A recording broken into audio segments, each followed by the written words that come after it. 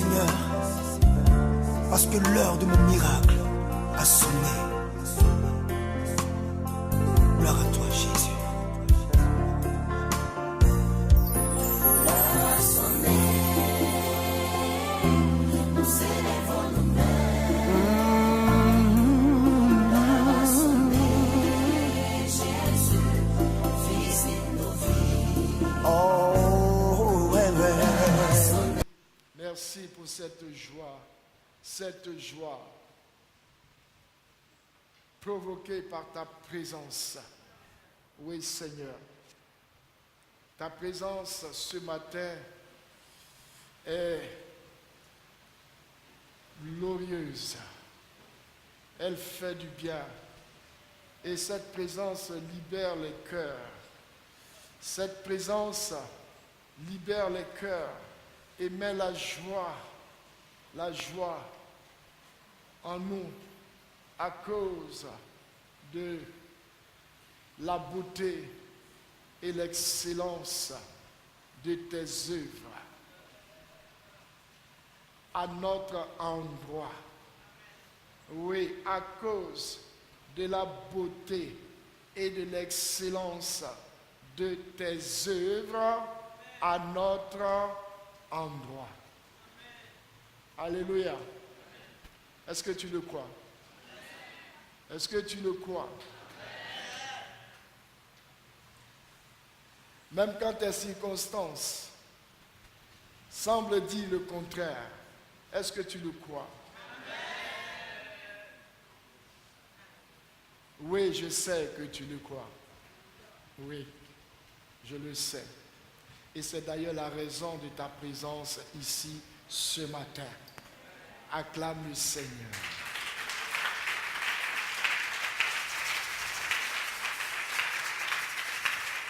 Mes bien-aimés, nous sommes entrés dans ce moment avec ce cantique qui est une confession de notre reconnaissance des bienfaits de Dieu dans notre vie. Alléluia. Les cieux proclament la gloire du ressuscité.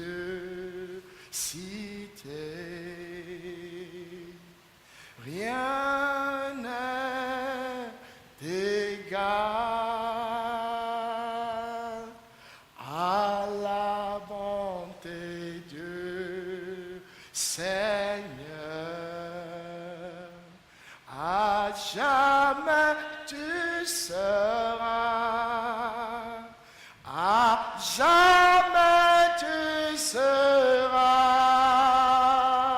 l'agneau sur le trône, l'agneau sur le trône. Je fléchis le genou pour t'adorer.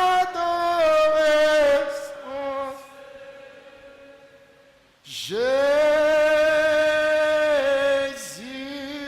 oui, pour t'adorer toi seul, Jésus. Et mes bien-aimés, ce matin, encore, l'occasion nous est donnée pour parler des bontés de l'Éternel. Alléluia, alléluia, alléluia. Dis à ton voisin, dis à ton frère, dis à ta soeur à côté de toi que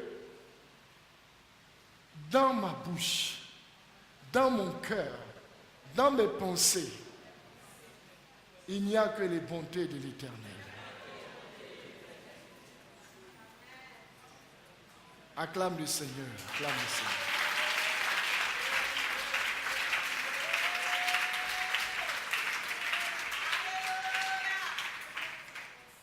Dans mon cœur, dans mes pensées, dans ma bouche, il n'y a que les bontés de l'Éternel.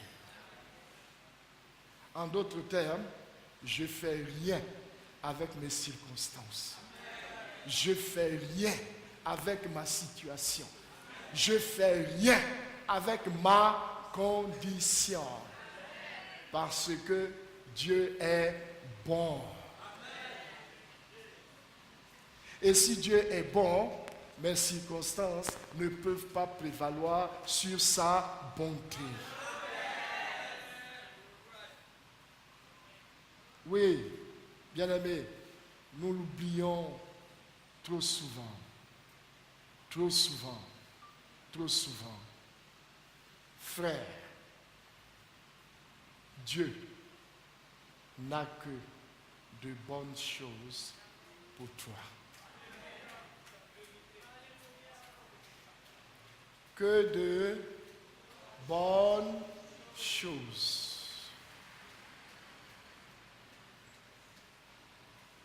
Tes circonstances ne peuvent pas contredire la parole de Dieu.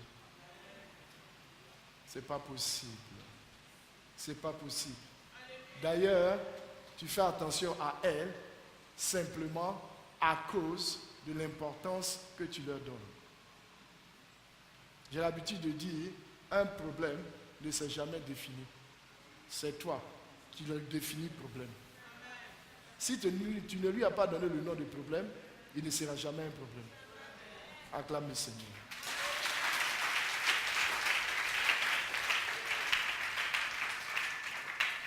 Alléluia.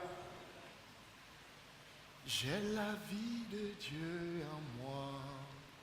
J'ai la vie de Dieu en moi. J'ai sa vie, sa nature, capacité. J'ai la vie de Dieu en moi. Frère, si c'est vrai, de quoi as-tu encore besoin? De quoi? Le Seigneur dit, ces Égyptiens que tu vois, tu ne les verras plus jamais.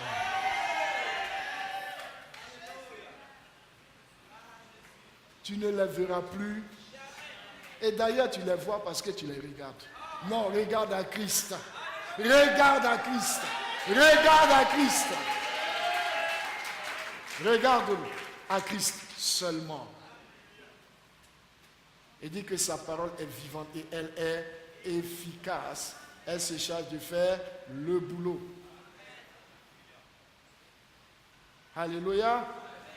Bien-aimés, nous allons entrer dans les bonnes nouvelles que le Seigneur a pour nous encore ce matin.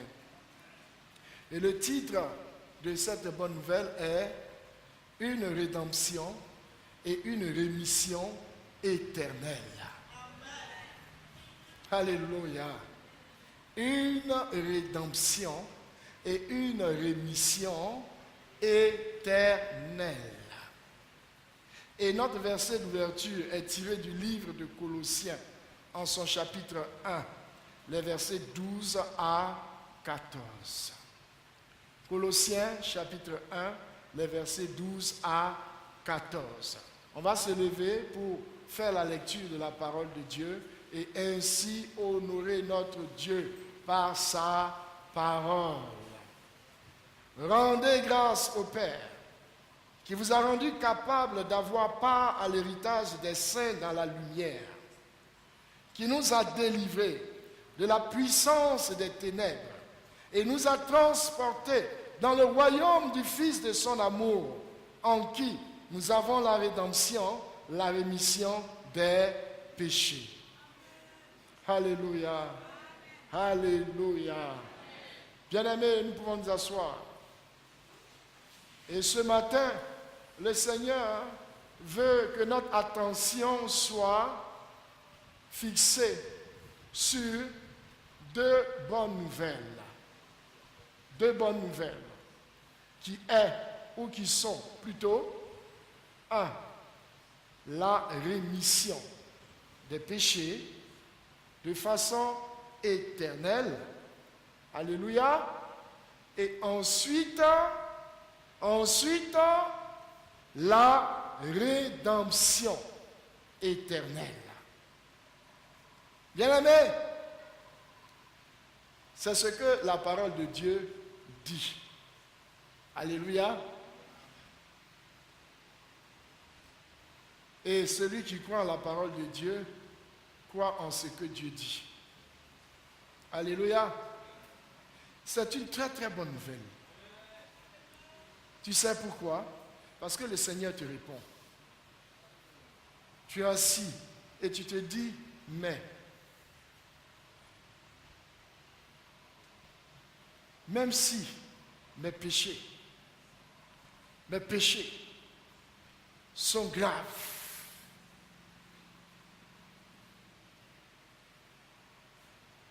certainement, c'est pourquoi jusqu'à présent, je ne trouve pas encore de réponse. Je ne trouve pas encore de solution. Certainement, il y a un péché quelque part dans ma vie qui fait le blocage. Non, il n'y a pas de péché. Amen. Alléluia. La Bible dit que Dieu, par Jésus-Christ, nous a accordé la rémission éternelle. Bien-aimés, je voudrais, avant que nous puissions poursuivre, que nous puissions comprendre qu'il y a une différence entre la rémission des péchés et le pardon des péchés. Alléluia. Le pardon des péchés, c'est ce qui a eu cours sous l'ancienne alliance. Le peuple devait venir à chaque fois offrir des animaux, puisque la Bible dit que sans effusion de sang, il n'y a point de pardon de péché. Alléluia.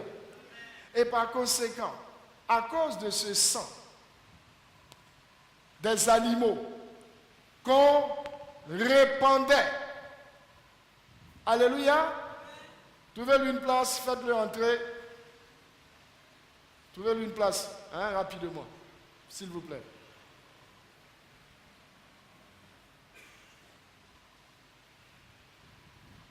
La Bible dit que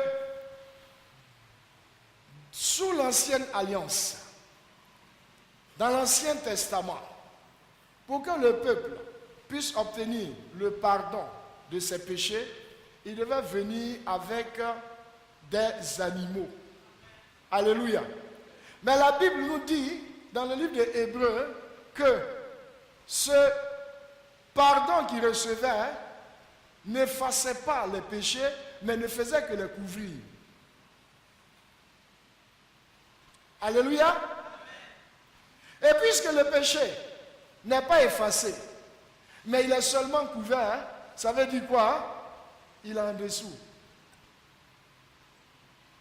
Et par conséquent, de façon régulière, il faut couvrir,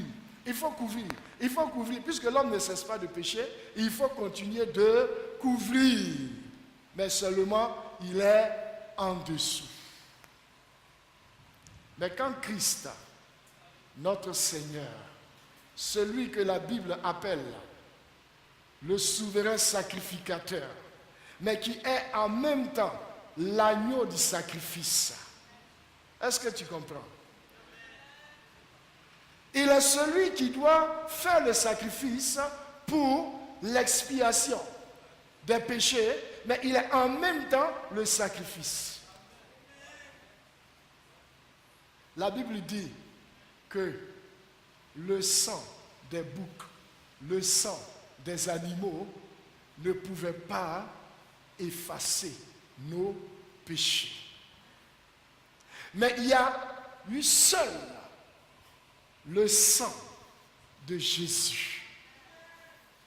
Le sang de Jésus qui n'a pas coulé pour seulement couvrir, non, mais il a coulé et il a effacé. Prenez simplement cette image pour bien comprendre la différence entre le pardon et la rémission. Alléluia. Prenez un tableau noir et là-dessus, il est écrit vos péchés. Amen. Et sous l'ancienne alliance, qu'est-ce qu'on fait? Sur le tableau, il est écrit vos péchés. Et on vient, on prend le sang des animaux et on couvre. Alléluia. Cela n'a pas fait disparaître vos péchés. Ils sont seulement couverts pour ne pas que Dieu les voie. Alléluia.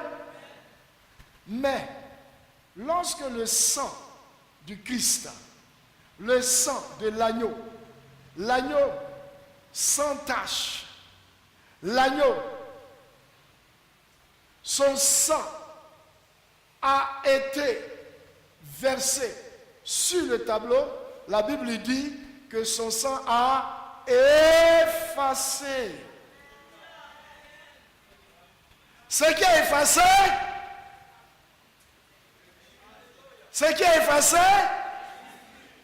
effacé, n'existe plus.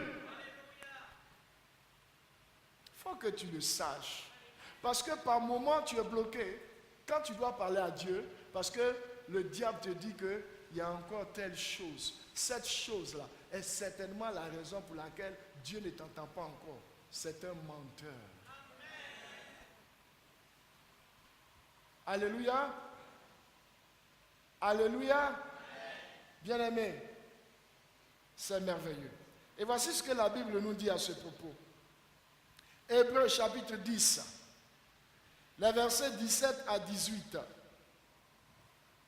Hébreux chapitre 10, les versets 17 à 18. Dieu dit, je ne me souviendrai plus de leurs péchés, ni de leurs iniquités. Or, où il y a pardon des péchés, ce n'est pas la bonne traduction. Alléluia. C'est une traduction qui n'est pas parfaite. L'idée ici n'est pas pardon, mais c'est l'idée de la rémission. Alléluia.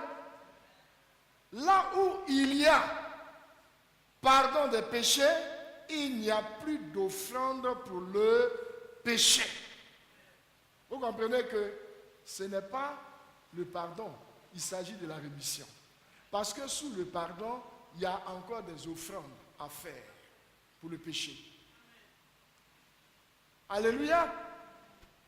Mes bien-aimés, alors, allons à Éphésiens, chapitre 2.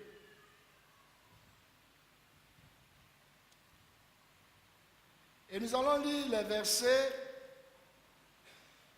13 à 14.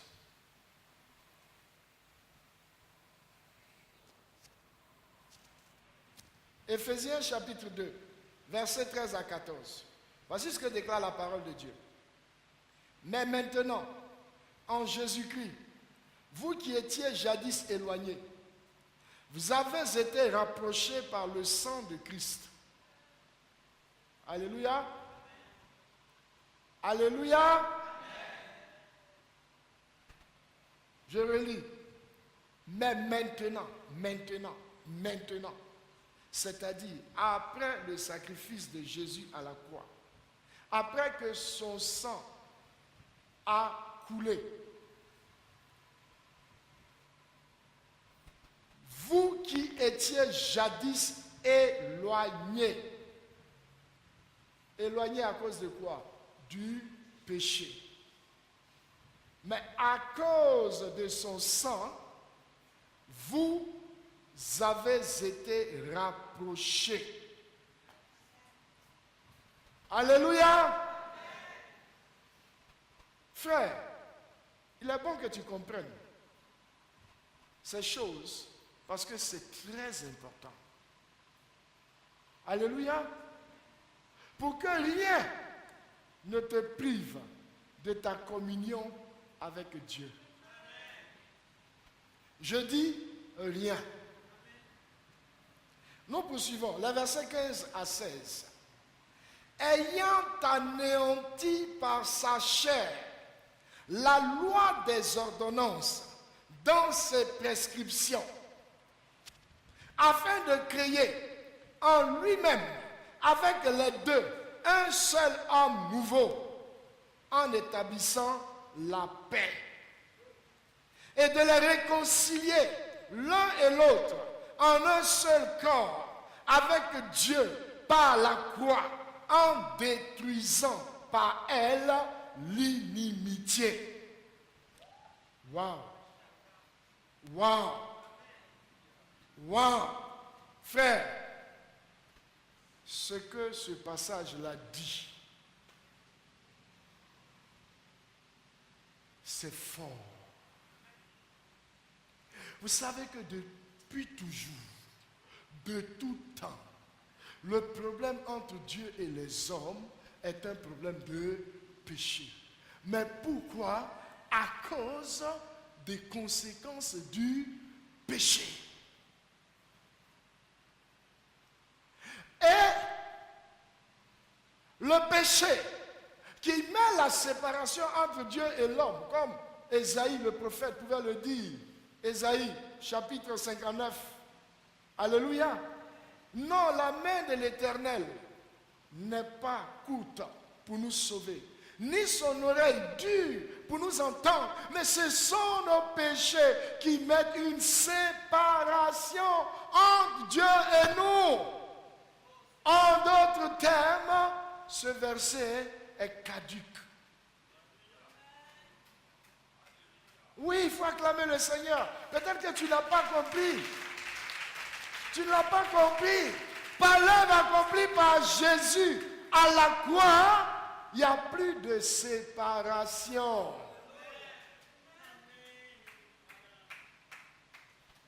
Il n'est même pas possible que tu sois séparé de Dieu. Pourquoi? D'abord parce que Jésus à la croix a réglé le problème du péché en venant porter la conséquence du péché qui est la séparation. Parce que la conséquence du péché, c'est la séparation. Et c'est ce que Jésus est venu régler.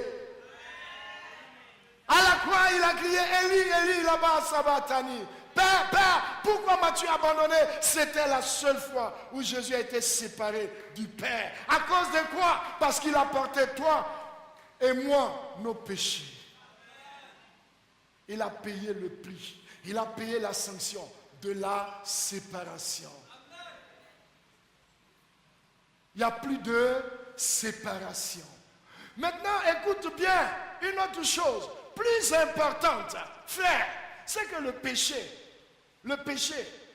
est comme un lion à qui on a enlevé ses crocs, à qui on a enlevé ses griffes.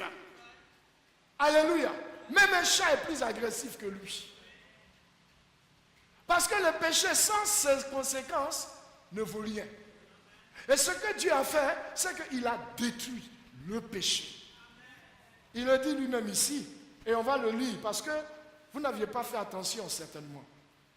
Bien-aimé, au verset 16, il est écrit « Et de les réconcilier l'un et l'autre, c'est-à-dire les païens et les juifs, en un seul corps. » Amen. Et ce seul corps, c'est l'homme nouveau, la nouvelle naissance. Alléluia. Avec Dieu par la croix. Écoutez bien. En détruisant par elle l'inimitié. Alléluia. En détruisant par elle l'inimitié. L'inimitié, c'est le péché. Frère, il faut amener les gens à comprendre et à réaliser la gloire de Dieu sur leur vie. Et qu'ils puissent maintenant apprendre à fonctionner dans cette gloire. Au lieu de passer le temps à leur parler de comment sortir du péché, c'est révolu. Parce que de toi-même, tu ne peux sortir du péché. Aucun ne peut sortir du péché. Sinon Dieu aurait épargné son Fils. Pour que toi et moi nous sortions du péché, ça a été l'œuvre de Dieu. Alléluia. Et par Jésus-Christ. C'est pourquoi il est notre Seigneur. Alléluia. Bien-aimés, donc, le péché est mort.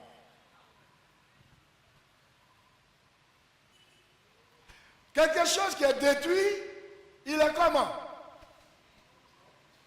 Hein? Il ne peut plus avoir d'effet. Alléluia. Mais bien aimés, nous poursuivons. Les versets 17 à 18. Il est venu annoncer la paix à vous qui étiez loin. C'est-à-dire vous, autrefois, que les Juifs appelaient païens. Éloignés de Dieu. Il est venu annoncer la paix à vous qui étiez loin. Et la paix à ceux qui étaient près. C'est-à-dire même aux Juifs. Parce qu'eux aussi, leur alliance était conditionnée. Alléluia. Ils devaient obéir à 100% à la loi. Malheureusement, ils n'ont jamais pu le faire. Donc, eux aussi, ils étaient séparés. Alléluia. Mais il y avait juste un mécanisme qui couvrait un temps soit peu, mais qui ne réglait pas le problème. Mais Jésus, quand il est venu, il a réglé définitivement le problème. Autant pour les Juifs que pour nous. Alléluia. Alléluia. Ce que je dis, c'est ce que la parole de Dieu dit. Il a réglé le problème. Pourquoi? La Bible dit au verset 17, il est venu annoncer la paix. On ne parle pas de paix quand il y a problème. Alléluia. Mais s'il n'y a plus de problème, on parle de paix. Et la paix, c'est la réconciliation, le rapprochement qui a été fait entre toi et Dieu, entre moi et Dieu, par Jésus-Christ. Alléluia. Bien-aimé. Verset 18.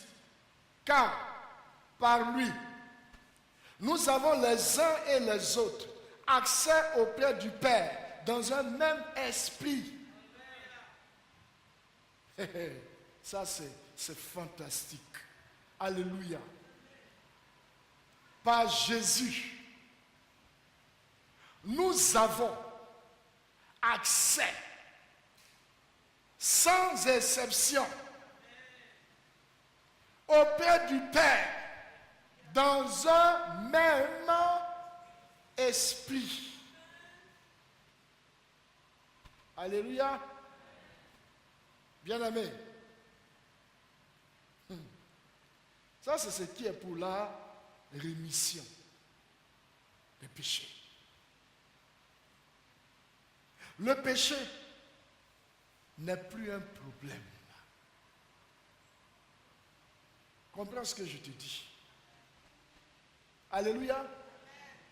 C'est ce qui pouvait amener l'apôtre Jean à dire que celui qui est né de Dieu ne pratique pas le péché.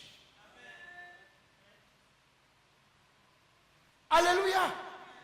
Parce qu'avant ton péché, tu le pratiquais comme un esclave.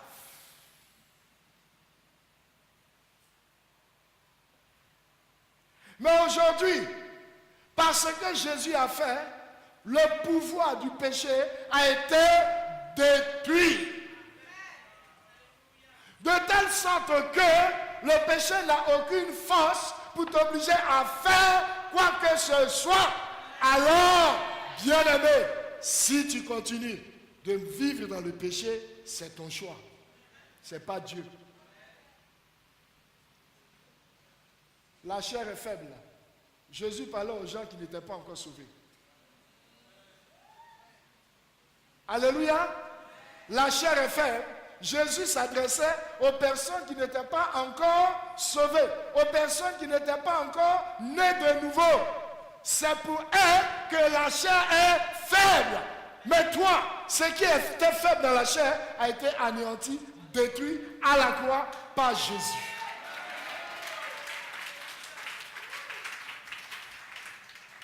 Donc, rien ne peut te contraindre à pécher. Alléluia. Rien. C'est pourquoi la Bible dit, par la bouche de l'apôtre Paul, arrêtez de dire Dieu me tente, Dieu me tente. Dieu ne tente personne. Mais c'est ta propre convoitise qui te tente toi-même.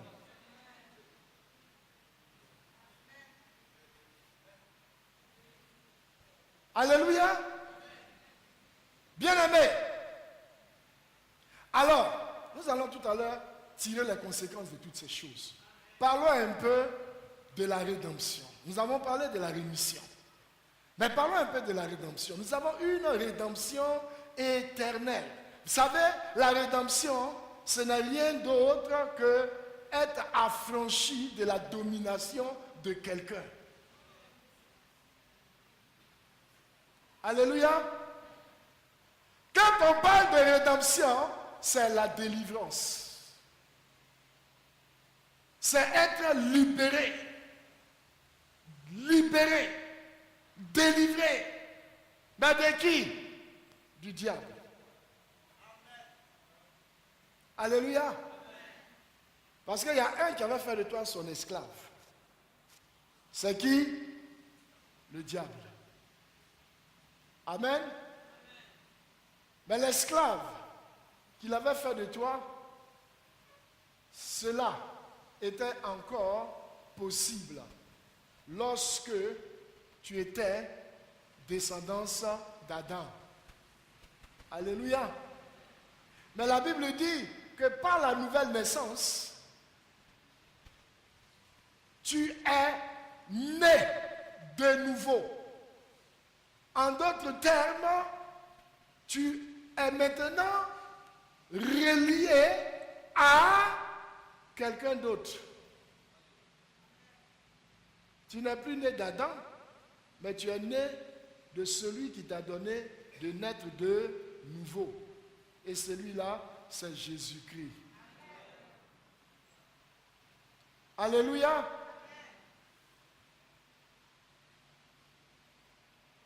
Par conséquent, la domination que le diable pouvait avoir sur toi est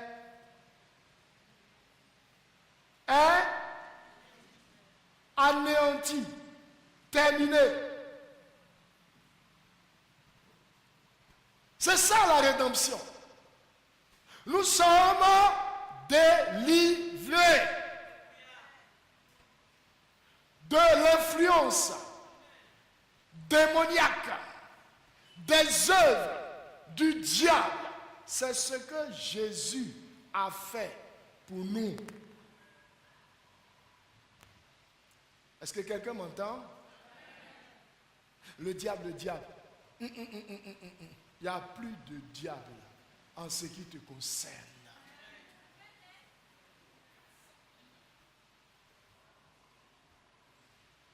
Frère, c'est la bonne nouvelle que Dieu veut que tu entendes ce matin.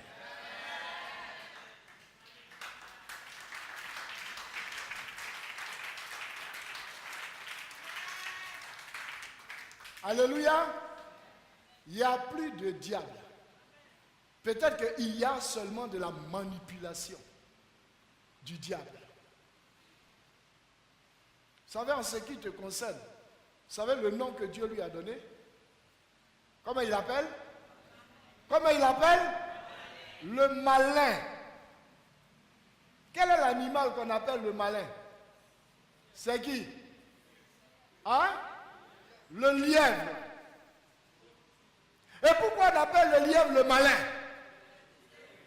Parce qu'il n'a pas de force, mais il a des ruses pour te faire tomber. Là où on a besoin de force, lui par sa ruse, il va te faire tomber. Donc si Dieu appelle le diable, le malin, ça veut dire qu'il n'a plus de force. Maintenant, tout ce qu'il peut faire, c'est essayer de te blaguer.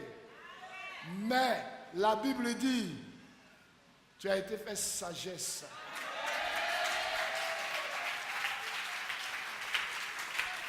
Bien-aimé, la Bible dit que Christ a été fait sagesse pour nous. Nous ne sommes pas descendants d'Adam pour qu'il puisse nous tromper. Mais nous sommes descendants de Christ. Son mensonge n'a pas marché avec Christ. Il ne marchera pas non plus avec toi. Bien-aimé, Hébreux 9, verset 12 nous dit ceci. Et il est entré une fois pour toutes dans le lieu très saint, non avec le sang des boucs et des veaux, mais avec son propre sang, ayant obtenu une rédemption éternelle.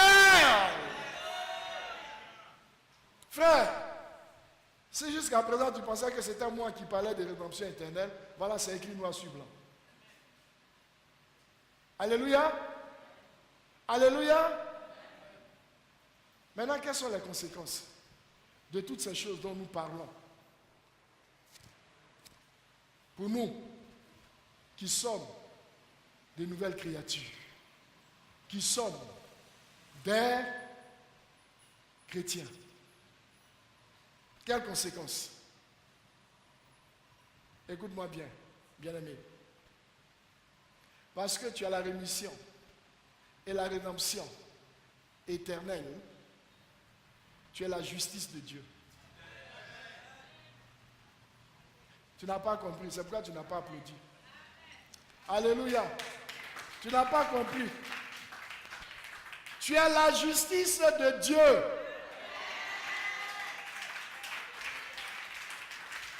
À cause de la rémission de tes péchés que Christ a obtenu pour toi et à cause de la rédemption qu'il t'a accordée sur le diable, tu es la justice de Dieu.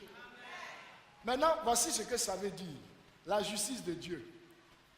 Tu as le droit de te tenir dans la présence de Dieu sans aucun esprit de culpabilité et sans complexe d'infériorité pour recevoir toutes choses de sa part.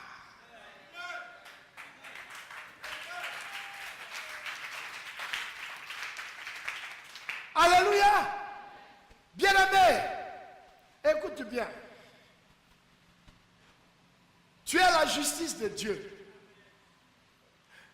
Ça veut dire que devant Dieu, qui est le maître absolu, celui dont la volonté s'accomplit toujours, celui qui dit une chose et personne ne peut la retenir, celui qui dit oui et personne ne peut dire non.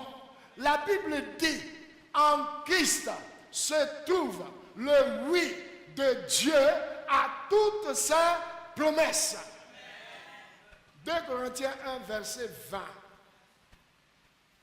En Christ.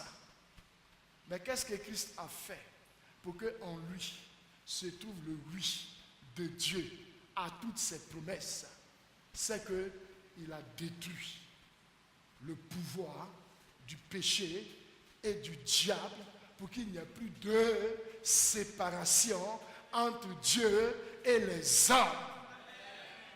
On est d'accord? Donc, le oui de Jésus, il a obtenu pour toi.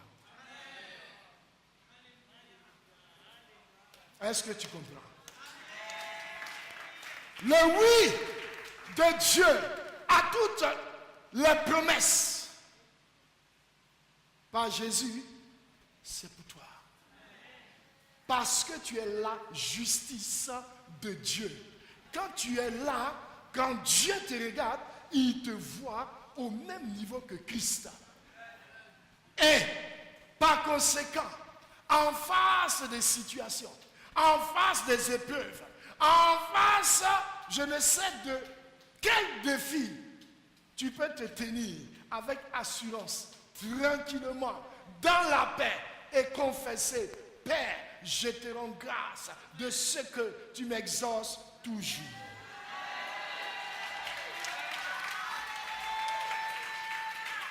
Pourquoi? Parce que tu es la justice de Dieu. Parce que Jésus a fait pour toi, tu as le droit de te tenir dans la présence de Dieu, sans complexe d'infériorité.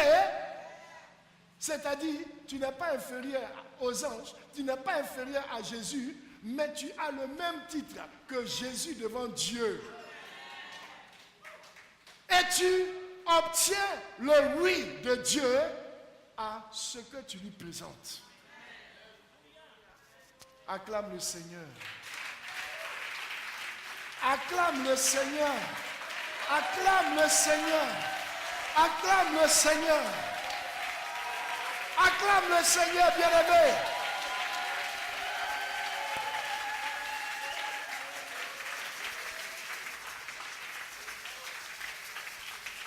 Il n'y a pas quelque chose qui est bon pour toi, qu'il te faut, et que tu vas aller dans la présence de Dieu et tu ne vas pas le recevoir. Ce n'est pas possible. Dis, ce n'est pas possible. Dis, ce n'est pas possible. Et pourquoi? Parce que je suis la justice de Dieu.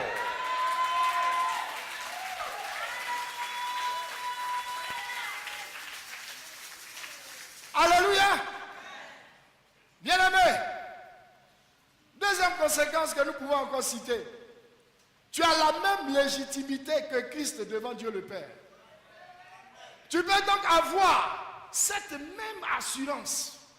Frère, regardez Jésus. Regardez Jésus. Jésus, il était serein. Alléluia. Il était serein.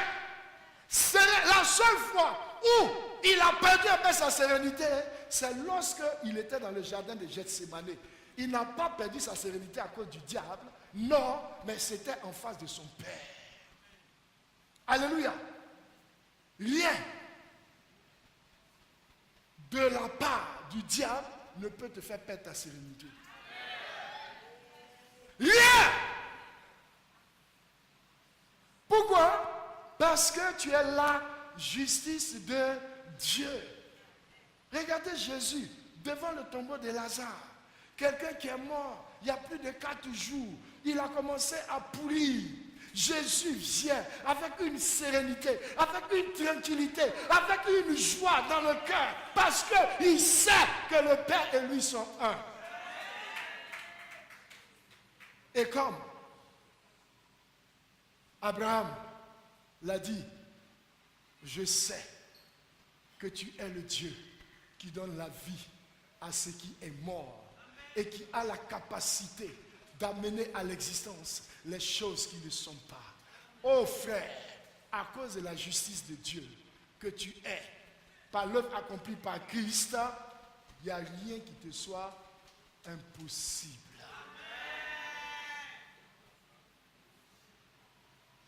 Dieu veut que tu l'entendes et que tu l'acceptes parce que c'est ce qu'il a fait. Alléluia. Frère, alors, écoute bien ceci.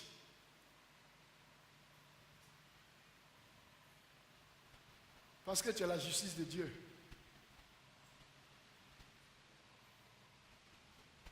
Et quand tu le sais, et que tu le réalises, et que tu en es convaincu, tu n'as plus rien à faire avec la foi. Ça, c'est un peu bizarre, hein? Mais écoute. La Bible dit en Hébreux 11, verset 6, « Or, sans la foi, nul ne peut être agréable à Dieu. Car il faut que celui qui s'approche de Dieu croit qu'il existe et qu'il est le rémunérateur de ceux qui le cherchent. » Toi, tu n'as pas besoin de croire que Dieu existe. Tu n'as pas besoin de le chercher parce que tu es né de Dieu.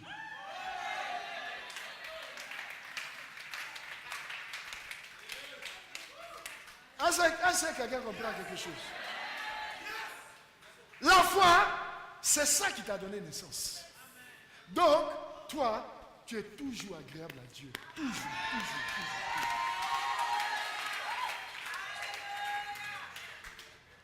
Frère, c'est l'évangile. Hein? Je ne suis pas en train de vous faire un commentaire de ce que je pense, mais je suis en train de vous dire ce que Dieu dit. Ça peut peut-être sembler un peu trop lourd, un peu trop fort, parce que jusqu'à présent, tu n'as jamais entendu ce message. On t'a toujours appris que tu es un pauvre pécheur. Et qu'à chaque fois, quand tu viens dans la présence de Dieu, tu dois d'abord commencer par lui rendre grâce et le louer. Et après, te repentir. Mais si tu es déjà un pécheur, quelle voie tu vas prendre pour le louer? Tu ne peux même pas être admis dans sa présence. Hébreux 4, le verset 16 dit, approchons-nous donc avec assurance du trône de la grâce, afin d'obtenir miséricorde et être secourus dans tous nos besoins. Afin d'obtenir miséricorde. Ça ne veut pas dire pour aller chercher la miséricorde. Non, ça veut dire que la miséricorde est disponible pour toi.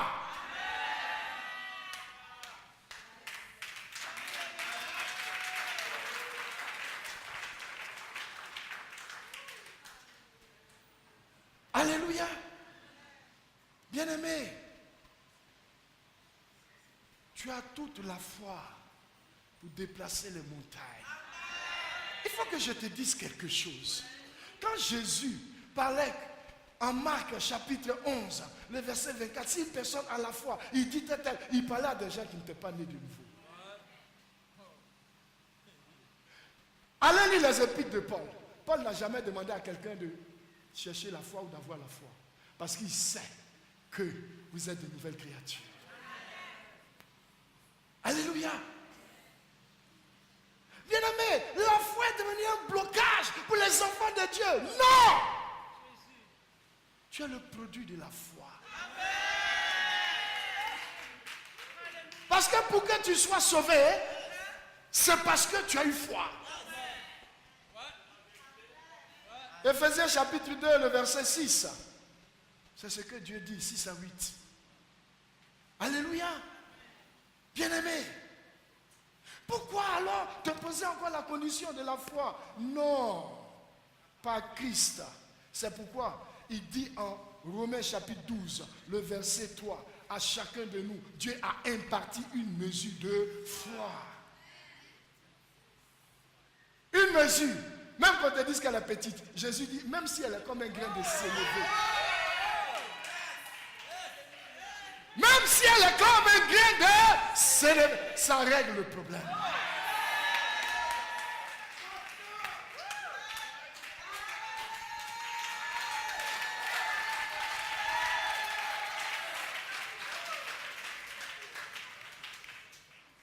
Bien-aimé, pour ce qui concerne la rédemption éternelle, la conséquence est que tu es définitivement libéré de toute emprise ou œuvre quelconque du diable. Si tu rêves que tu vois le diable à plus couteau, il t'a égorgé, réveille-toi et dis, mais tu es bête.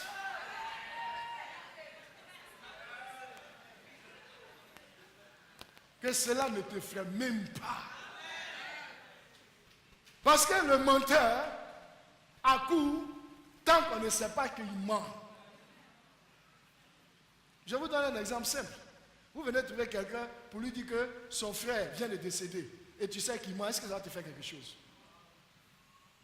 Mais quand tu ne sais pas qu'il ment et qu'il t'annonce la nouvelle, qu'est-ce qui va se passer? Tu vas être abattu. Mais le diable ne peut pas t'abattre. Tu sais que c'est un menteur. La vérité est que la Bible dit que par Christ, Dieu a anéanti totalement le pouvoir du diable. La Bible dit, selon le livre de Colossiens, frère, qu'il a été dépouillé, livré publiquement en spectacle, en triomphant de lui. Vous savez où il a été livré publiquement en spectacle? C'était pendant que Christ était en enfer. Parce que le diable tenait captif beaucoup de personnes là-bas.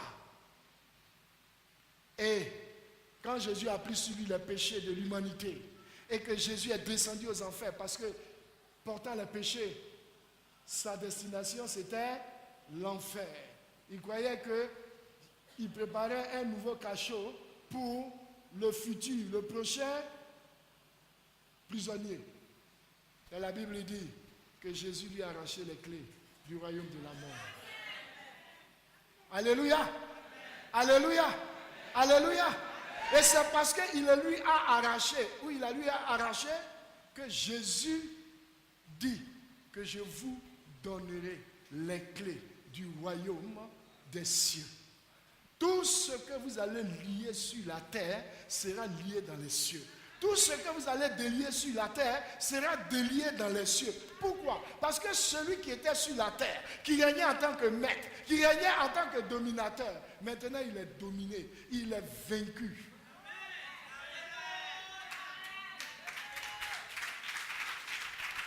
Il est par qui? La Bible dit par Jésus. Mais Jésus l'a fait en tant que notre substitut. C'est-à-dire celui qui allait prendre notre place pour faire quelque chose. Donc quand il prend notre place, le résultat de son travail n'est pas à son compte, mais à notre compte. Donc le diable est sous tes pieds.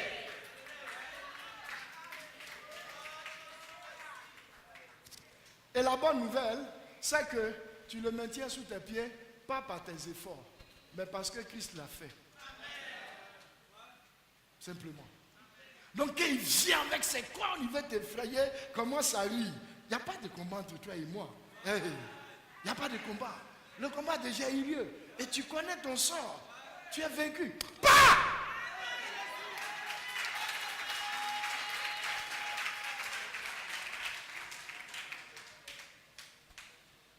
Il ne peut pas rester.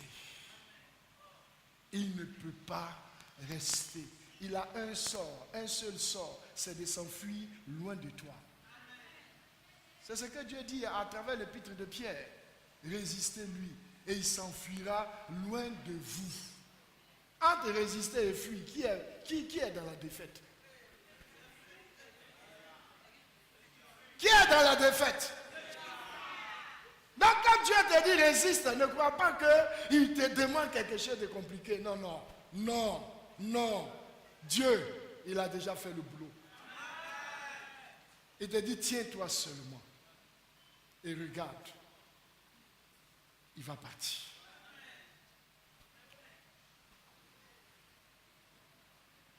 Bien-aimé, ta domination sur le diable est un fait établi.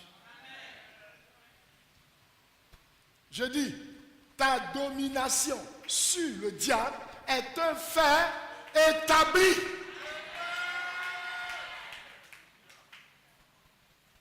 Dès lors, personne ne peut faire obstacle à ta réussite. Personne ne peut faire obstacle à ta prospérité. Personne ne peut faire obstacle à ton succès. Alors lève-toi et acclame le Seigneur.